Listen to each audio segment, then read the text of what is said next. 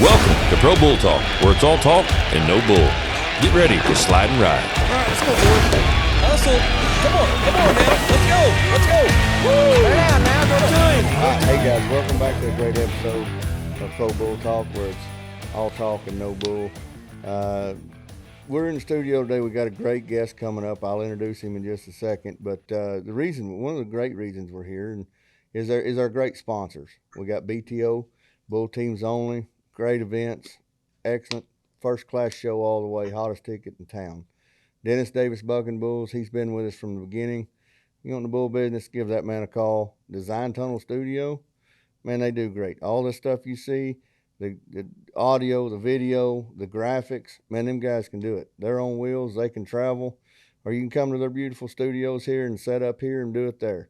These guys handle it, they do it right, they're professional. Also, Hanging G Fly Systems. I know this guy very well, and if you don't have a fly problem, he will bring the flies and take them away for you. He just to prove to you that it'll work. Give Brent Gluck a call, and Hanging G Fly Systems come take care of you guys. I got JB Cattle Company, Jerry Beaver. Man, he's been around.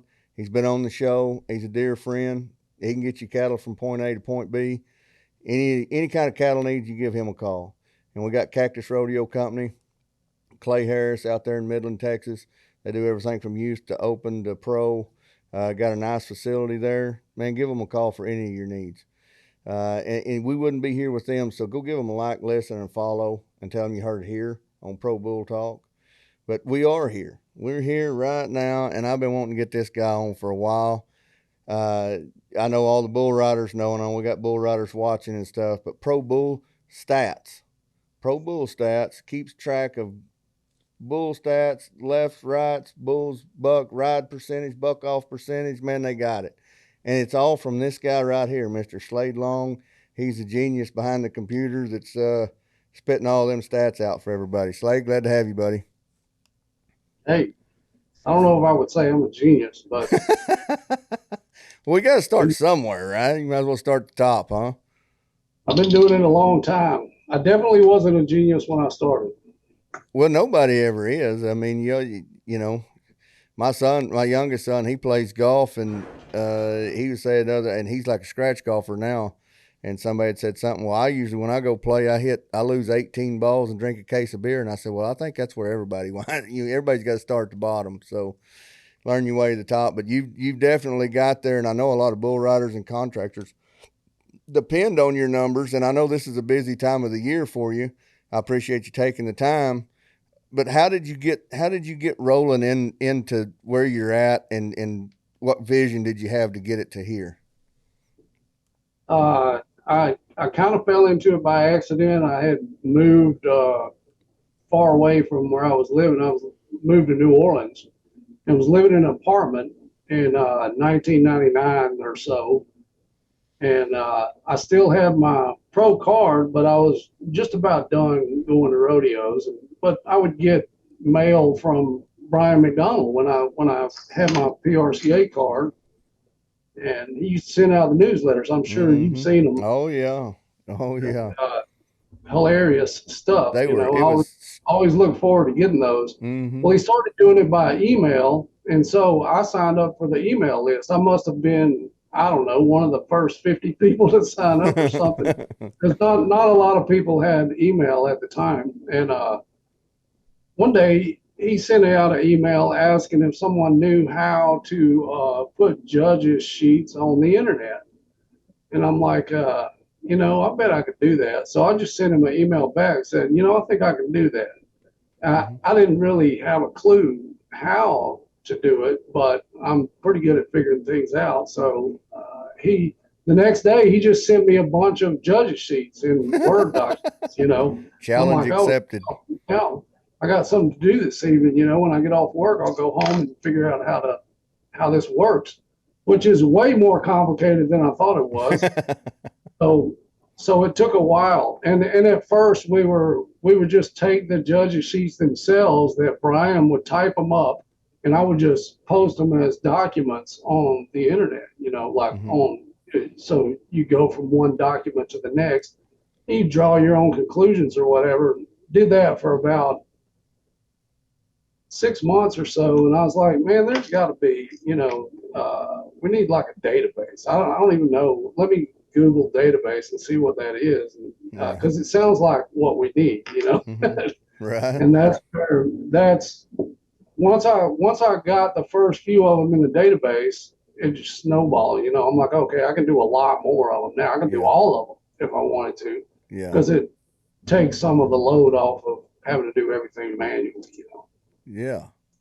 So, and so when did you start getting? Where do you get your day sheets? Does PRCA send them to you now? And PRCA used to send me giant envelopes full of them to my house because Brian told them to. Now I get them. They would send sometimes boxes in the summertime of, stacks of judges sheets that were like a foot tall, Yeah. And now it's mostly electronic. You can get almost all the data electronic. You have to fix it or clean it up, but it's it's easier to collect it than it used to be. Right. How did that conversation go with the PRCA about releasing judges sheets to you? And was that an issue, or because I don't know? That's not something I don't think I mean, like I could call up and go, hey, I'm gonna start a database on bareback horses, and I want to know, do that. Can I get the judges sheets? They just send them to you? Yeah. If Brian said so, they did it. They were, at the time, Brian was still the bull riding director of the PRCA, and he was pretty, I got the impression that everybody walked on eggshells around him, like everybody up at the PRCA. He wasn't on the board, but if he said this is something we ought to do, the guys that were on the board at least listened, He had a lot of pull in that organization. Wow. Well, that's pretty. So if he wanted to do something, he would just say, "Let's do this," and somebody would make it happen.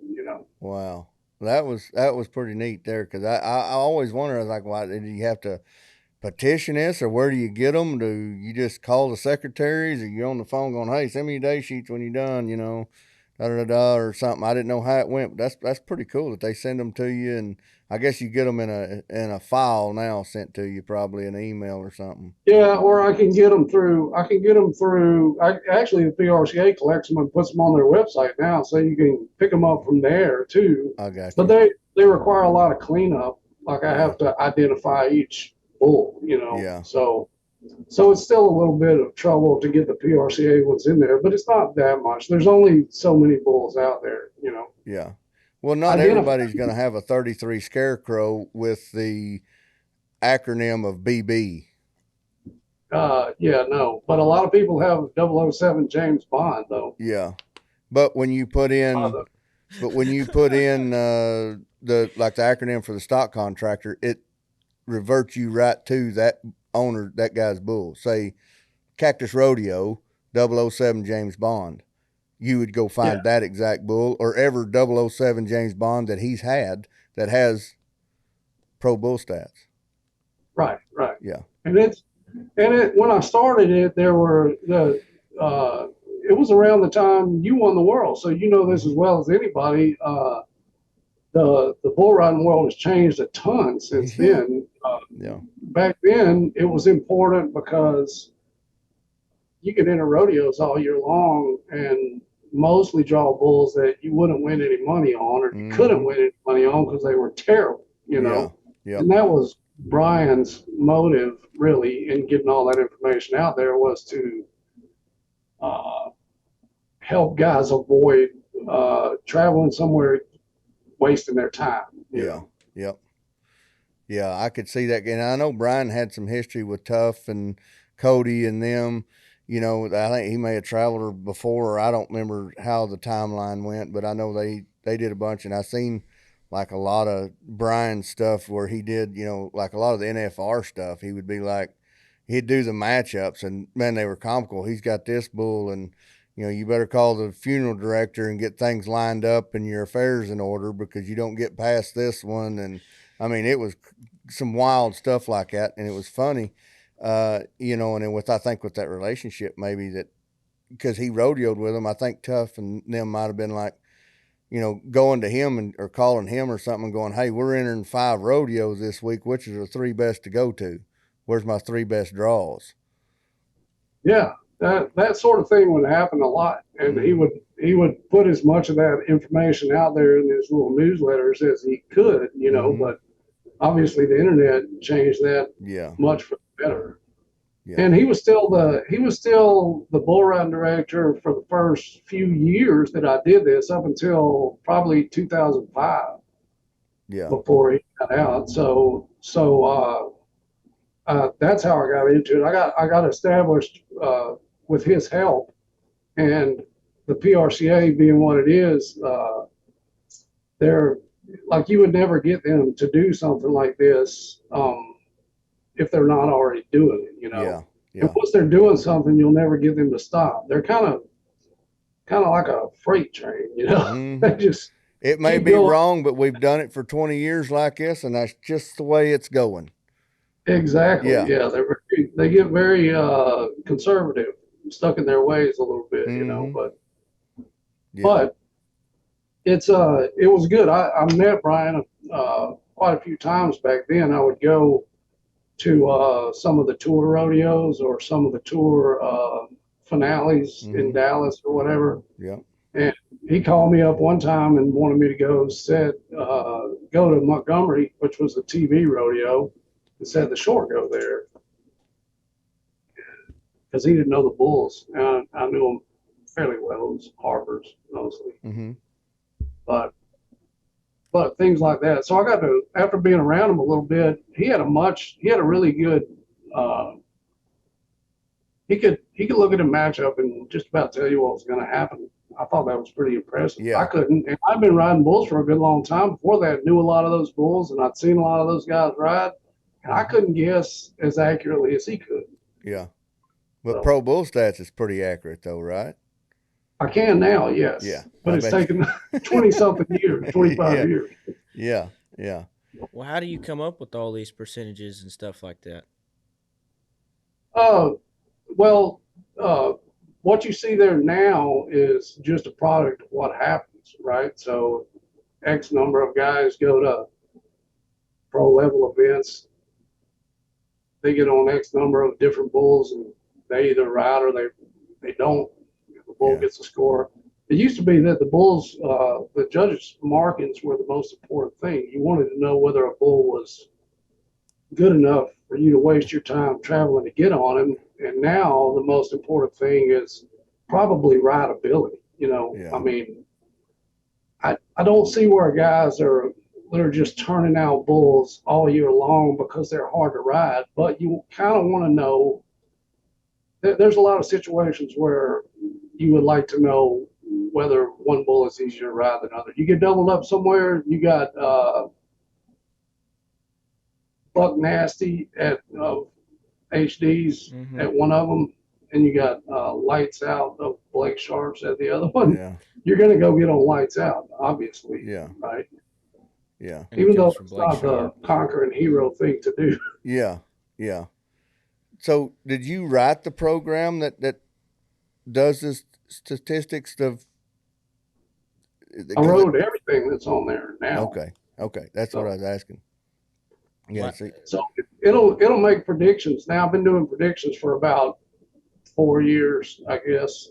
I've been saving all the predictions so I can see whether they turn out to be accurate or not. Right. So yeah, in making a single prediction, you might look at, or the system looks at who the guy is, how he's done against bulls that are of this level. Yeah. How he's done against everything, how the bull has done against good riders, average riders, etc. Yeah. There's a lot of details in there, but yeah. That's kind of where I was kind of going with this, is how detailed could you go? Could you, say, me and Briar was talking on the way up here this morning about Wasey and Stetson, that race, how tight it is. And Briar was kind of under the impression that Stetson had rode more ranked bulls than Wasey. And I said, well, watching the Cowboy channel like we do, it seems like Stetson's rode more ranked bulls, more 22 pointers, upper level bulls, but it come out pretty close to even from what we did on the way up here this morning. I think Wasey was what, 6%? Or what, I don't remember. No, I think he was 17%, 33%, and Stetson was like 40 or 50%. Yeah, one was 30 and one was 40 maybe. Yeah, so I keep that fairly simple, and I use a dividing line on bulls that would be the average bull that you would take to a UTB event, because they have so many UTB events that the bulls are hand selected for each one of them for quality, right? Mm-hmm. How many points you can beat, not necessarily how hard they are to ride. They don't think about that so much, but let's say the average bull on a scale of 0 to 100 is rates of 72 in my system. So I would look at how those riders do against bulls that are above that and below. Yeah. Or how they do against. So in the case of Stetson Wright, this year he's ridden 37.5% of those bulls. And Wasey is, let's see if I can find him. See, I don't know this stuff off the top of my head either. My guess is they would be pretty close, but Wasey is at 25%. Yeah. He's been on 24 of them, so that's pretty decent. Now, is that just for this year, or is that career? Just for this year. Okay. That's just for this year. Because I was going to say, because Stetson's got a longer career and Wasey just had 2 years. I didn't know, because obviously the numbers will probably be swayed more into Stetson's side because he's been on a few more and rode a few, had more time to get on more maybe. Yeah. Well, my impression is that Stetson is probably a little more confident in those bulls, but they're pretty close. Yeah, they Wasey's are. ridden a lot of good bulls. They really are. But where that matters is neither one of them is going to win the world championship until after the 10th round of the NFR. The NFR matters more than anything. It does. And they're going to have more of those bulls there. And the same thing happens at the PBR finals. That's what me and him was talking about, was because of we was wanting to look at who betters against the best bulls in the country. Because that's where they get on them at the NFR. That's where they all combine, At that level, we was thinking, and he was thinking, and I was kind of leaning that way too, that Stetson might have the edge because Stetson's a little more mature in his riding. Yeah, Wasey has a young career, a little more experience on them higher end bulls. Yeah, so it turns out that every NFR and every PBR finals, the bull quality goes up quite a bit from the regular season. So the guys that are the best at riding those kind of bulls tend to do the best at both of those events.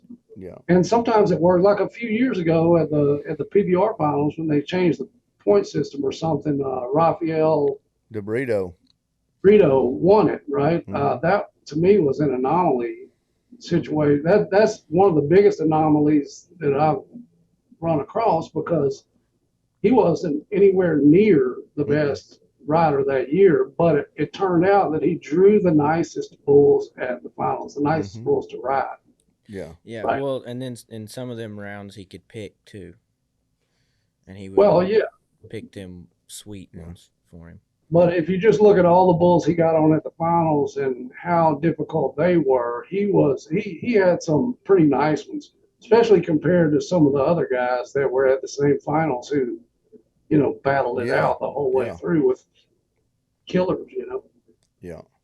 So how far back does your stats go?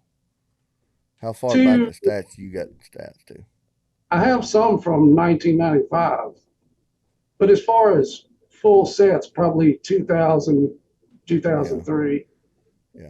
Before the PBR before 2003 was some of their stats were they were missing some data, so it had to be kind of filled in. Like some events wouldn't have bull scores, or the further back you go, the worse it got. Yeah. Because reason I kind of led into that is you've got me down there as a 6-time PBR finals qualifier. I made it. Could be. My first year I made it in 96, and the last year I made it in 03. That's 8 years. Okay. Well, I could have missed that because that brings up a good point. Like if you look at Tough or somebody, I don't have their whole career. I just have the very tail end of it. Yeah. I don't have the data for it. Yeah. You've got some 96 on there of me because if you're on there, you're gonna go look at your stats. You just got to see where you rate against everybody. And I was like, 6 times? Damn, I think I made it more than 6. And I had to count. I had to go through, 8. Damn, okay. But you got some stats on in 96, and then 97 is pretty good.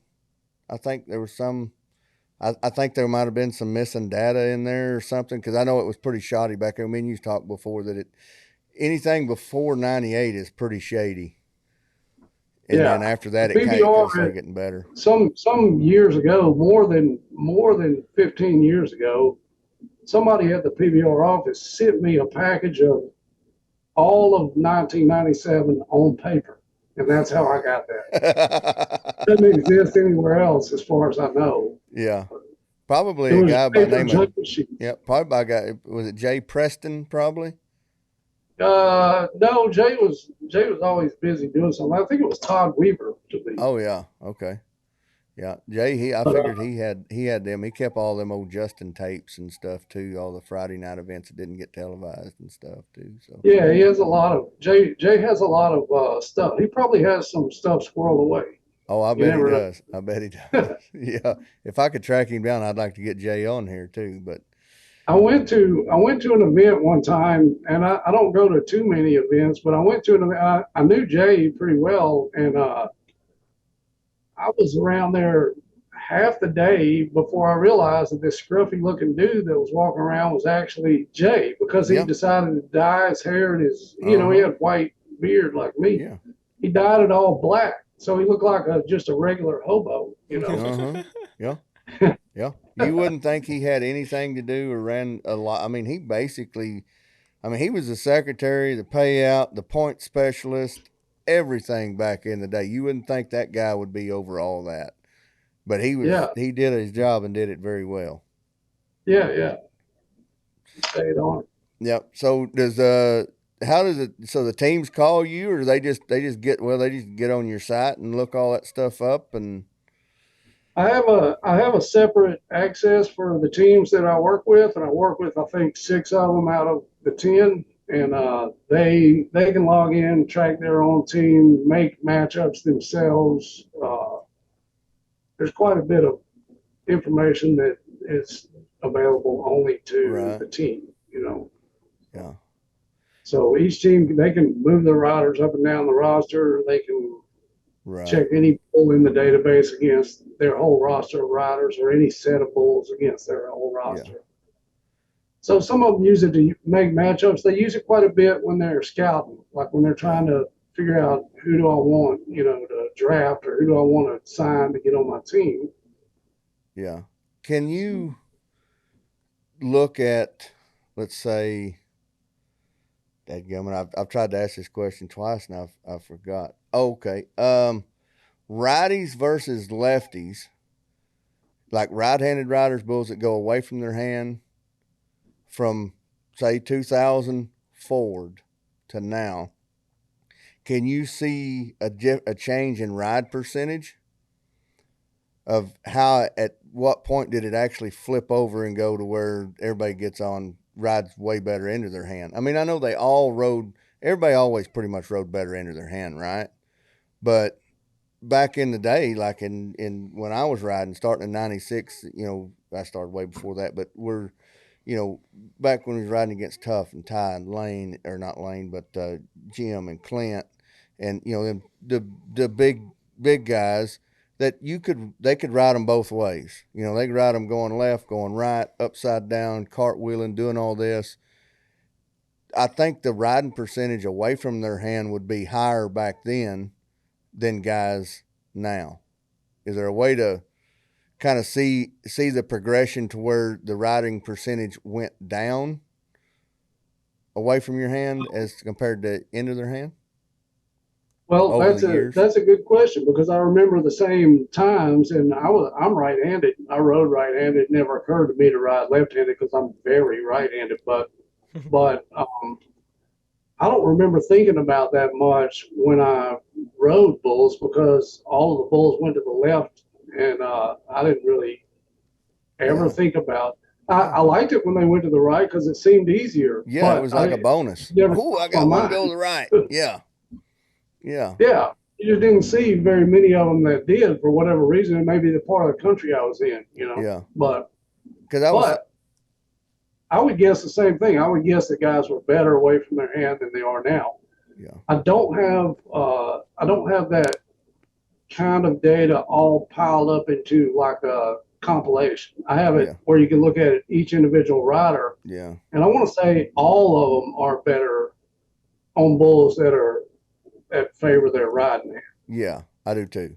I say that because I don't really look at every bull and say, okay, that bull goes to the right. That's not how I made that. I look at his record of how many guys have ridden him and how many guys have fallen off with each hand. Yeah. So if there's a bull out there where he's like the bull John Crimper got on last night is super weak against left-handed riders, but he's pretty normal PBR bull against right-handed guys. Which means he probably goes left. Yeah, my guess is he goes left. That's a safe bet. And there's bulls that you can't tell that on. So I only use the ones that you can. Yeah. Yeah. All right. Yeah, I wanted to test you a little bit and see if we could get there. I know you pretty, like I said, I wanted to test the genius behind the screen. So, man, off the top, I'd have to look at my screens over here, but there's a lot of. I have not been able to find a guy who rides better today, away from on bulls that favor the opposite of his hand. Yeah. So even like Paulo Rosetto, who switches hands all the time, I have him down as a right-hander, and he's better at riding bulls that go to the right. Yeah. For whatever reason. I think he's primarily right-handed, although I really don't know about I don't either. That's crazy that guy can do that. That kind of blows your whole at that level. It kind of messes with your system there, doesn't it? Not too much. I think he's essentially a right-hander. He rides like a right-handed guy. He looks more comfortable when they go right, for sure. I haven't seen him ride enough to form an honest opinion on it. So, yeah, I've looked at him quite a bit stats wise because of that, because he switches hands. Yeah, yeah. Well, you do the hot list. What made you bring out the hot list, the hot rider list? I just think it's good to showcase the riders that are out there getting it on. I mean, it's basically just a total score. So however many points they've scored over the last 45 days, Katie bar the door. All of them, like the guys that are going the most, give them a little recognition if they, if I can. Could you do the bull side as well as like the hot bulls scored the most points? You could probably do that too, huh? Yeah, I do. Once in a while, I'll put out a list, but it's different for bulls because time frame would need to be bigger. Because bulls don't get as many outs as riders. Right. Yeah. It's hard to get history on bulls a lot of times. It's easy to get history on riders. It would be easier to do with the PBR because a lot of the same bulls go to a lot of the same. You go to all the events and get multiple outs. A lot of and then there's some bulls in the PRCA that I'm lucky if I get one out a month on, so or one rodeo a month. Yeah. Well, there's a lot.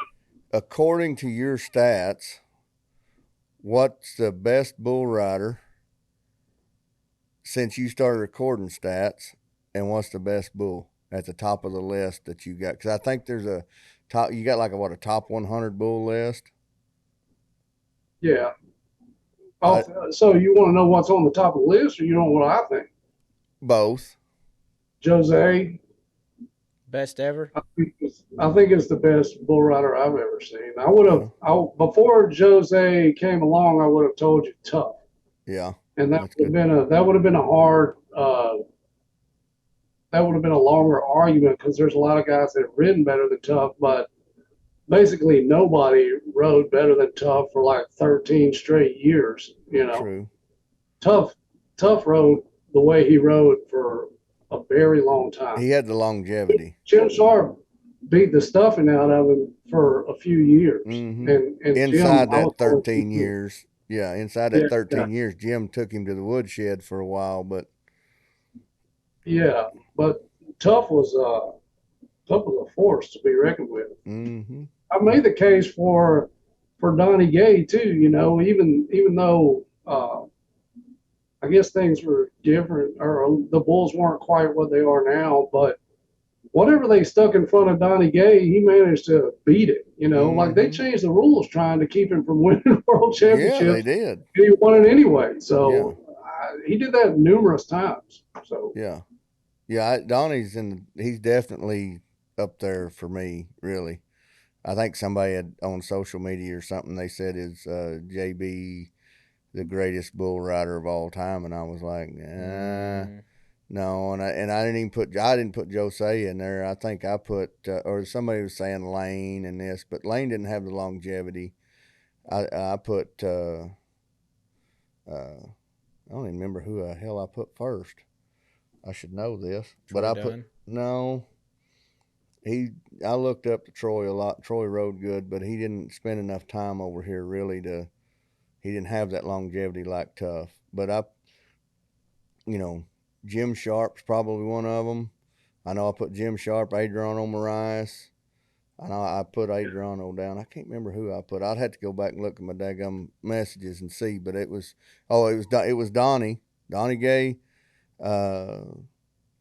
Jim Sharp, and Adriano. Them were my three, is what I put down. Because I think Donnie, he did it in the time that he could.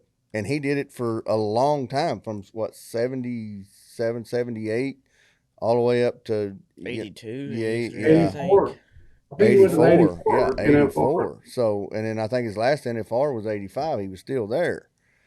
Or no, he went to 86, didn't he? He went to Vegas the first year. There's a section on Pro Bull Stats where I got all of the NFR rider history, right? So every NFR since 1959. So I want to say Don Gay definitely won the world title in 84, and he was at the NFR in 84, and that's a long time after he started. Yeah. I mean, and he went to the NFR in 86 because I seen him buck off a big Brunel white-faced high horn out of, and it was at Thomas and Mack, so that was the first year. So 85. Was it 85 they went to Vegas? Last year that he went. I don't know if that was in Vegas or not, but the money don't look like it, but it could be. I can't remember what they might have just changed the shoots at OKC too. But I almost think it was in Vegas. But I could be wrong. I've been hitting the head plenty of times. But I've been hitting the head a few times too. But when I first bought my permit, I was trying to. I didn't really know anybody. I didn't come from a rancher rodeo background, but I started riding bulls in high school. And when I first bought my permit, Donnie Gay was one of the first people I met. Like I couldn't get out at very many rodeos. I ended up getting out at Leesville, Louisiana in the fall. And I went down there and I had a repo man, which was, I knew the bull because he was on Mesquite Rodeo every week, little black and white bull.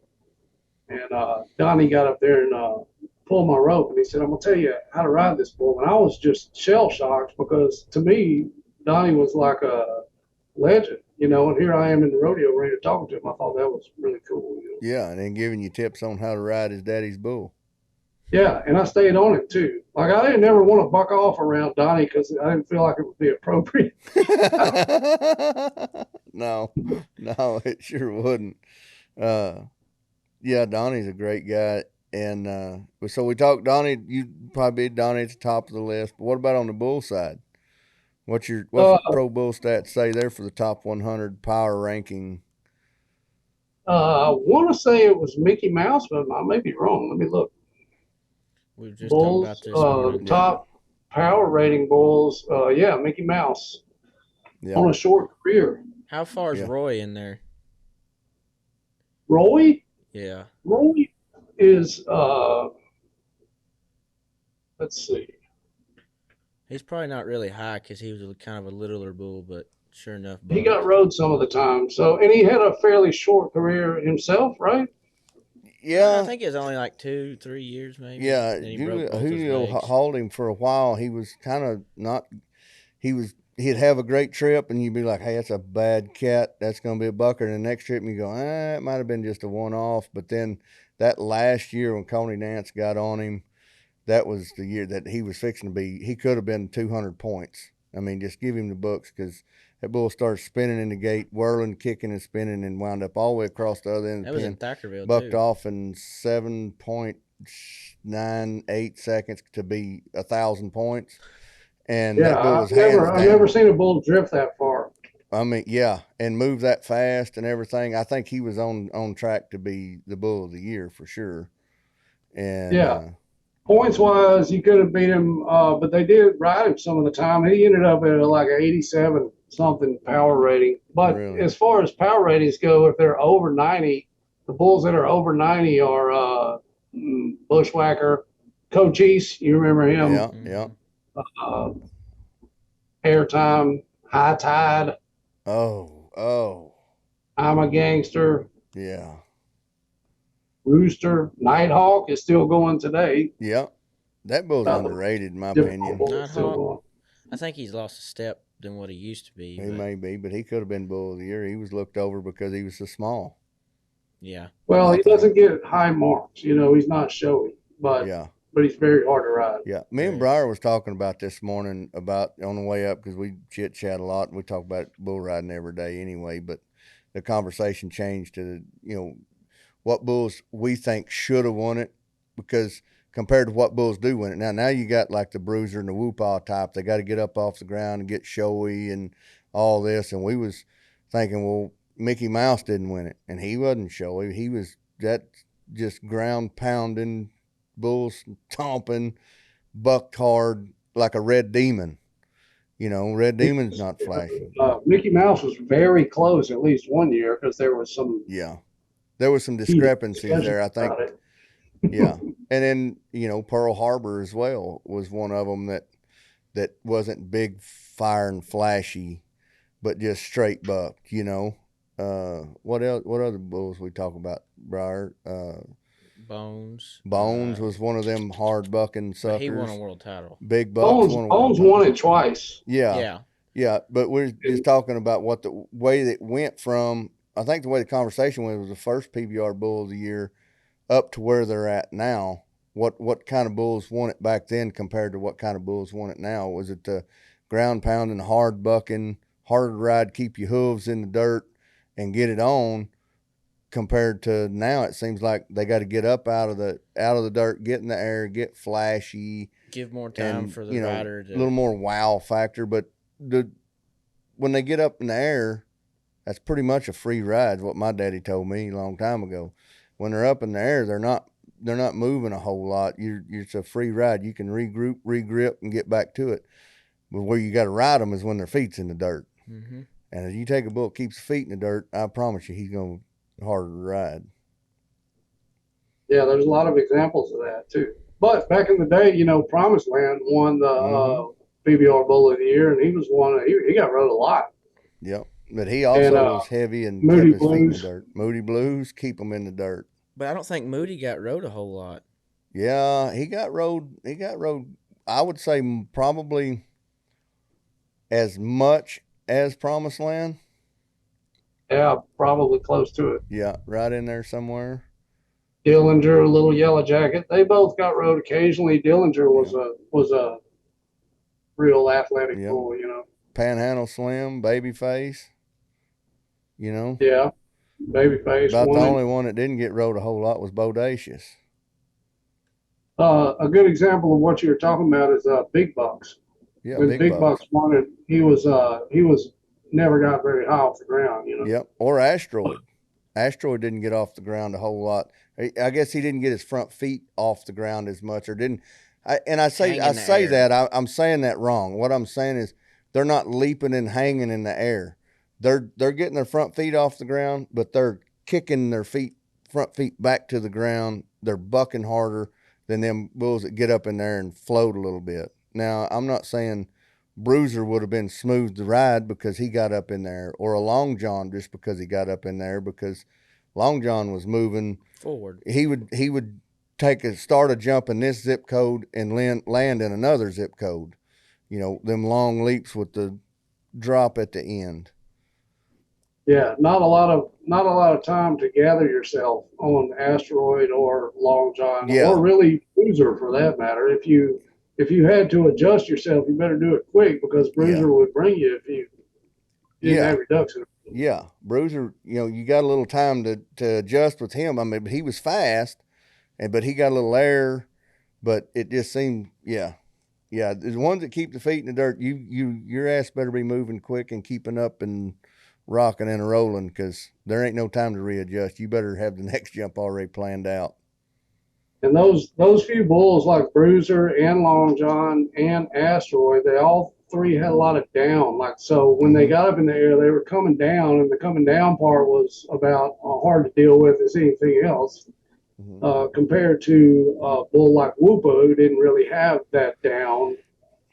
He would spend a lot of time hanging out up there and just kind of float down, you know. So that was easier to ride for sure. Well, I mean, your stats would prove it. He got rode basically, and I would take a gamble and bet that he got rode more times than he bucked somebody off. He got rode a lot. He's the only bull that I've ever lost money on by trying to gamble that somebody would ride it, because Dalen Swearingen had him at the PBR finals, and I picked him in the pool. Nobody else wanted him because they thought that Dalen would no way be able to ride Whoopa, and I was like, no, man, like everybody left-handed rides, give me that. So I put my $20 in there, and the bull went to the right. Yeah. I don't even think he went right. I think he started left and then like ran off. It's stutter step or something, but he bucked off right at the turn back. He didn't do what he normally does. Yeah, so. He didn't have his normal trip at all, But shortly thereafter, he started getting ridden by every left-handed guy that got on it. Or right-handers. And they could all pick him. I mean, Cooper, but you talk about a cool bull. That bull had more, athleticism than almost any bull you'll ever see. I can't cut him there. He was athletic, that's for sure. If there was one born with springs on his feet, it was him. Yes. And some of the rides with Jose were so impressive to watch. I mean, I was there for a couple of them, and that's some of the coolest bull riding you'll ever see. Yeah, I mean, he paired up with, I mean, Whoopa just about pair up with anybody, and it depends on what day he had was just how many points he's going to have, because they was going to ride him. Now, here's a deal we could go back to, just talking about Whoopa and left-handers. How much hide would Whoopa have on his right side if Chris Shivers got on him? Yeah, he might have spurted. There wouldn't have been much left over there. Poor Laramie would have had to take him. Give him a couple weeks off or something to heal up after that beating, I think. What about Jim? Yeah. I don't think Razor would have spurred him. Razor would have rode just a red off of him. You rode him till he stopped, but Jim didn't beat him. It would have made him not look so good. Yeah. It made him look easy, but because Jose would kind of like show him up a little bit, ride him flashing. The outside a little bit, make him look like add he was a little flash, harder than he was. But Jose does it to everybody. Yeah. So how do you come up? How does your deal work for the power rating? What stats do you put in there to create that power rating? For bulls, it's about 40% what they get marked, and about 60% how they buck guys off, and that includes their overall buck off and their buck off against pro level guys. Okay. Not just the top 5 guys, but like every guys that would be good enough to make the PBR finals. Yeah. So after a while, a bull will get a record against those kind of guys, and he'll either be there's quite a few bulls out there that could go unridden for a long time, and then they meet up with those guys, and they get ridden all the time. That's very common. Yeah. Smokestack is a good example of that. Like they Yes. almost never rode that bull in the PRCA. No. And it's not knocking on PRCA bull riders. None. There's just But so many a events. bull is not going to go against the wolves every time in the PRCA. Yeah. And if they put him in UTB short goes, he will pretty much. Every night. Every time Yeah, they it's put him in not going to there. be. There's not going to be any guys learning how to ride on him. You know, he's going to be facing some pretty tough riders every time. And that's a great bull. Not knocking that bull at all. That bull's a great bull. Not knocking anybody. That bull bucked. But I know the first time they brought him to the PBR, he got rode. Yeah, he's rode a bunch. I think it was Dalen Sweargin that rode him. It might have been. Rode him good. And there's bulls that stay in the PRCA that happens to too. If you look close enough, you'll see that they throw most guys off and they're very good. But within, Stetson or Lacey or Tristan Hutchings or one of those guys, those kind of guys will stay on. Yeah. System. The top. There's a lot of bulls out there like that. Yeah, the top level guys. Those. Like the level of rodeos, you don't take that into account for a rider or anything, what level of rodeo they go to or anything. No, it's just really, straight bull score versus rider. Yeah, no, you could get a world-class matchup at a small rodeo. It's not likely to happen, but you could, it's not, the bull's not going to change his ways because there's not enough added money, Yeah. Kind of like earlier this year, Wasey on Charmer at Ardmore, Oklahoma. Yeah, at that bull sale. HD has a few small rodeos like that, and he'll sometimes take his good bulls to them. Mm-hmm. Yeah. If you look, one interesting thing you can look up on Pro Bull Stats is the history of bull riding at Belle Fourche, South Dakota, around July the 4th. So HD had that rodeo for like 10 years. It seemed like they might have rode on average one bull a year. Wow. At that rodeo. And then they changed, and how many rode this year? They didn't ride very many this year, but they rode more. They've ridden more since HD hasn't had it than before. But he would bring his good bulls to that deal, and you would have to. Almost every year that it was won by somebody who it wasn't really won by somebody who rode Bruiser or something. It was usually somebody who rode the nicest bull there, Or the one that had the off day. Mm-hmm. Yeah, something like that. Yeah. Now, it's all Pro Bull Stats, is straight Pro Bull Stats, or because I know they're doing some of the bareback horses and Bronc fraternities and stuff. Do you get any of that? Do you do any of the Bronc stuff, or? I did the bareback riding one year. I want to say I can't remember. I know for sure I did the bareback riding way early when I started doing Pro Bull Stats. I did a whole year worth of bareback riding, and it made so many people mad that I decided not to do it anymore. It was Brian's idea, and the horse guys, the contractors particularly, were griping about the horses they were taking, and the same thing they gripe about now, I guess. But they had horses that were getting marked really good, and the riders wouldn't take them to the NFR because they couldn't ride them. They're, the same old stock contractor thing. So I kept up with it all year, and at the end of the year, I think the stock contractors were mad, and the bareback riding director was mad, and maybe the bareback riders, I don't really know, but everybody had something to say about it, so it was, I got the idea that they didn't really want to know. They just want to bring what horses they wanted to bring. They didn't want Pro Bronc stats. It stirred up a hornet's nest, to say the least. Now, do you do? But I wouldn't mind doing that. I would find it interesting to do. I was just kind of curious because I wondered what stats that they would have differently. How the stats would stack up differently with horses compared to bulls. I didn't know. I thought that would be pretty interesting to see how it ranked up like that. I know they use their spread quite a bit more with horses, so they're liable to cut a guy's ride by a lot more than they would in the bull riding if he doesn't have a pretty spur ride, or if the horse misses a kick or something. He's liable, Yeah. It could be a 15-point horse somewhere, and then 22 the next place he goes. Yeah, I can judge bull riding pretty good, and I've tried to judge bronc riding, sitting in my recliner watching the Cowboy Channel, and judge the bareback riding, and I'll see one side and think, wow, that sucker's gonna be 89 or 90, should go the lead, comes 72. up 81 or 79 or something, and then they'll show the replay from the other side, and he had a hell of a spur ride on one side, but the other one was off. And that would be kind of hard to keep up with, because I couldn't judge that. I'm always wrong. It's hard. I can't really predict a lot of time. I mean, you can see when somebody makes a really good bronc ride, it's obvious to everyone. But yeah. But I'm often surprised at the scores too. I think you have to chase them around the arena looking at one foot the whole time while the other judge looks at the other foot. That's what's happening. Almost kind of needs a 3-judge system where one judges it head on and watches the spur ride, and you got one on each side, watching the legs, and then you combine them or something, or do a 4-judge system or something. Yeah.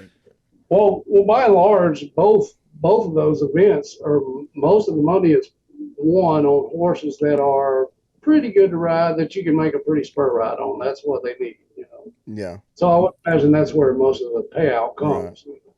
And we're talking about, judging and stuff. You help set up some of the BTO stuff with the judges, the 4-judge system or the 6-judge system. Then you have a hand in some of that yourself, or wrote a program or something. Not necessarily the system, but I built them a device, or a set of devices where they could score it at the arena. So it'll calculate the scores. They have, even the ABBI has some weird judging systems, so but you can build in anything you want. I think the BTO has quite a bit of complexity in theirs. They throw out the high and low for the rider, and then they I can't remember what it does on the bull. They throw the high and low out on the bull too. But then they add in, but then it also adds in ride time. Yeah. So all that math that has to happen, basically the system I built them just collects the judges' scores and does the math from there, and comes out with the bull score, the ride score, the team score. So it's like 5 different scores involved in each one. Yeah, it gets complicated, especially when you're entered in one. It's not simple, and it'd be hard to keep track of if you didn't have something to do the math for you. Yeah, because I'm not good at math. I ain't got that many fingers and toes. Well, it fools me sometimes. We've had, I've done it for the ABBI for a long time, and they have some weird judging ideas, at times. When I first started with ABBI, they started with 6 judges, and they would throw out one outlier, right? Mm-hmm. So I built this whole thing, and we took it to some events, and it worked just fine. So we used it all year long, and then we got to the finals, and one of the judges didn't show up one day. So they're like, hey, will this work if we just use 5 judges? I'm like, man, let me think about this for a minute, because I really didn't know. But it turned out okay. I couldn't remember if I built anything there and there was, specific to the number of judges you have. I'm like, no, you can use 5, and it works. And they've been using 5 ever since, I think. Wow. Yeah, because they judge kick, spin, intensity, buck. Sort of, but what they really do is look at the bull buck and give them a number between 1 and 25, just like bull riding judges. Yeah. Do. But they're coming out. It's a lot. The ABBI is a lot more complicated to judge because you only get to see the bull for 4 seconds. Yeah. And it turns into a how much time did this bull waste contest, So if you have a bull that doesn't waste any time at all, never stumbles, never takes an extra step, or he's going to do well. Yeah, that's why they want them leaping high right there in the door. Just wow, done. Yeah, no downtime. And if you see a lot of young bulls will stumble when they buck, it happens quite a bit. And they'll lose their balance for a second, and it takes them a second to gather themselves. Yeah, right. And Their dummy's already coming off, and it's over. Yeah. But see that quick way they judge them, they want that wow right now. So that's why they're. I think that's why. I think you just answered one of my questions. Is that's why they're breeding a lot of these bulls to get that high leap, that wow, real quick right there in the door. They're real cool, wild, flashy, real quick, so they get a good full 4 seconds. They're not breeding for a Mickey Mouse or a Big Bucks or Bones. Or Bushwhacker. Bushwhacker was terrible at futurity. Bushwhacker was totally terrible. Same deal. But it's not as simple as that, because if they produce a bull or a calf that does that, then they're going to run up and down the road going to futurities, and he may have a great buck and bull career after that, or he may be done. You know, he may not hold up that long. Yeah. And a lot of the bulls you see at PBRs are kind of late bloomers. There's some exceptions to that, like Riding Solo was a good futurity bull and a good classic bull, and then went right on up. But they're not all like that. Yeah, and that's kind of, you could look at some of the AVBI stats too. Is a lot of your futurity calves, yearlings, because they start them now at bucking them at a yearling, and then they buck them a 2-year-old year, and then they might last a year or so, or may not even make it to the 4-year-old classic year. They may not be good enough to go anywhere, because when you put a rider on them, the springs go away and the wow or something, or they ride them real good, and then, I don't know. I'm just, yeah. I don't, how many, and your stats may tell how many bulls had success in a futurity system that's went on to make the PBR finals or the NFR. Yeah, I can actually do that one, but I have to weasel through 2 sets of data to do it, But you can look back on a bull and say, did he do anything at futurities, and how well is it comparable? Yeah. And then Riding Solo is a good example. It was pretty comparable to what he's doing. Yeah, I mean, he won a futurity championship, and then I think he won a Derby championship, won a classic championship, and then 2 world championship titles, I think. I mean, he aced them. I think he aced them all the way through. I could be wrong on 1 or 2 of them, but he did very well at every level he's been to. Yeah, he did very well at every level, but there's not a lot of them bulls that do that. And kind of leaning back to my question, or not really question, but I guess comment, was I wonder how many 2-year-olds that are going and winning right now, or have won money in the AVBI, that started as a yearling and a 2-year-old that went on to be a PBR finals bull, or a multiple PBR time finals bull, or an NFR bull. I'm trying to find that number to where 15 or 20% of your futurity calf money earners go on to be great bucking bulls and go to the NFR or PBR finals, whereas it might be 50% or it might be 10%.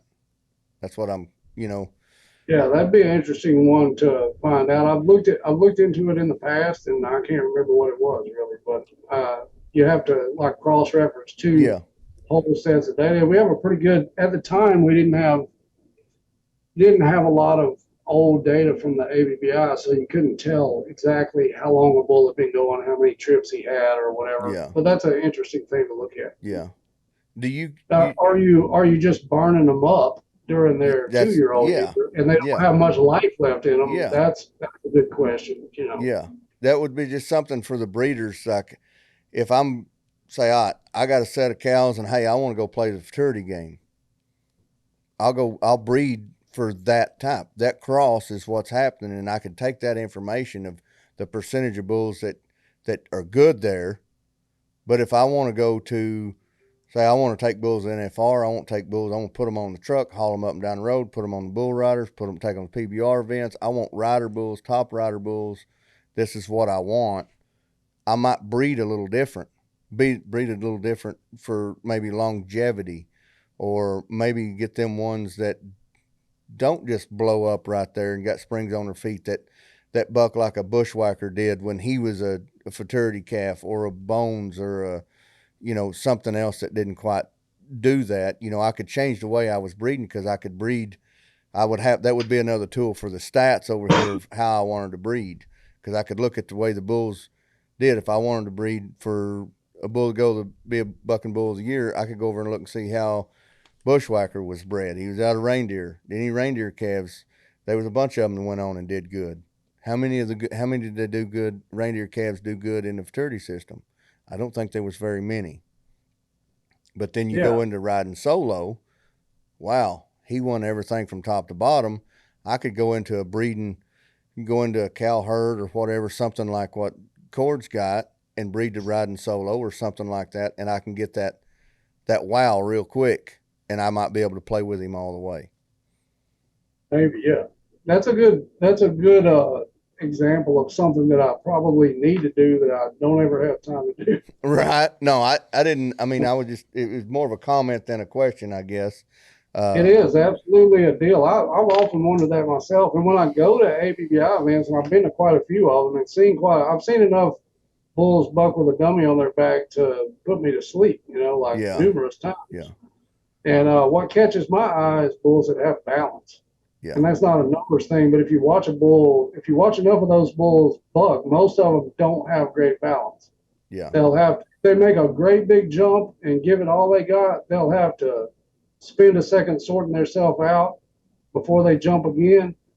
And when you see a bull that can pick them up and put them down, it's a little bit eye-opening. So I followed a couple of bulls like that over the years. One of them was Billy Frank.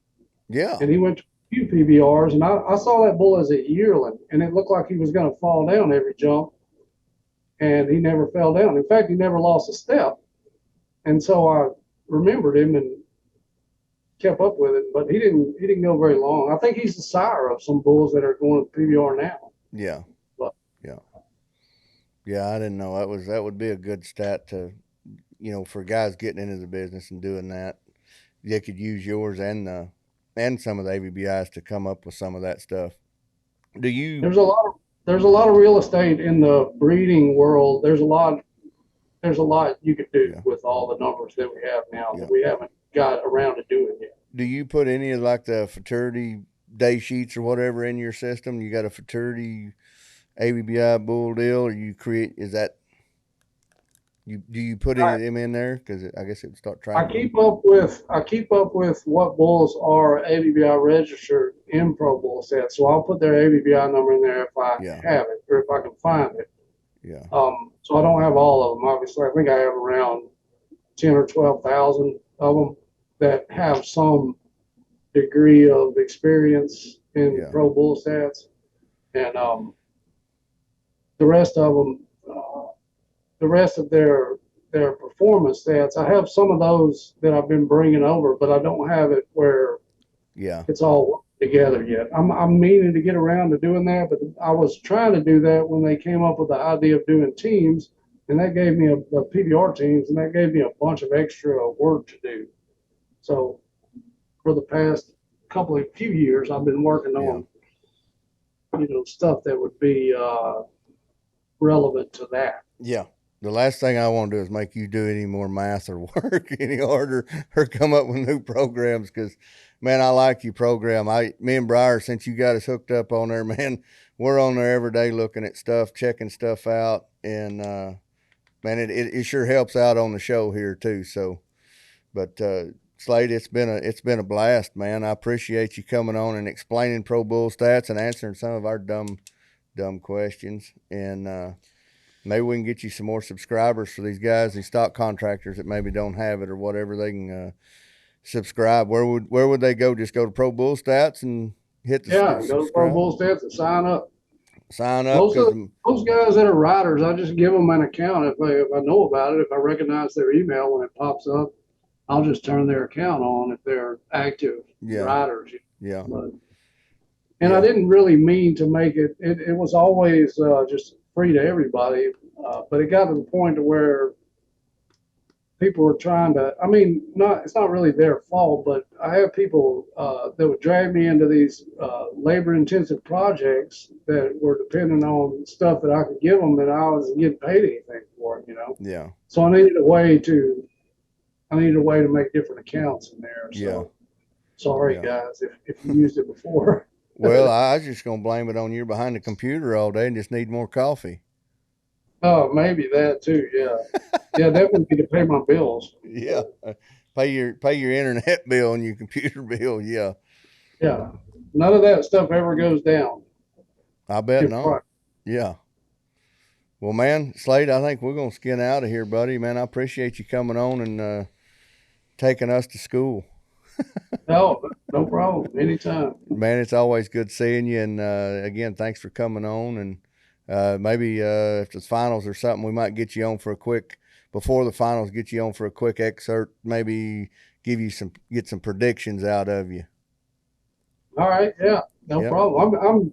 I'm well schooled on predictions. That's all I've been doing for the past couple of years is working on prediction stuff. There we go. Well, I predict this is going to be one of the best episodes. I think I learned a lot. I hope you guys learned a lot. And if you like it, keep watching us, man. And the reason we're here is our sponsors.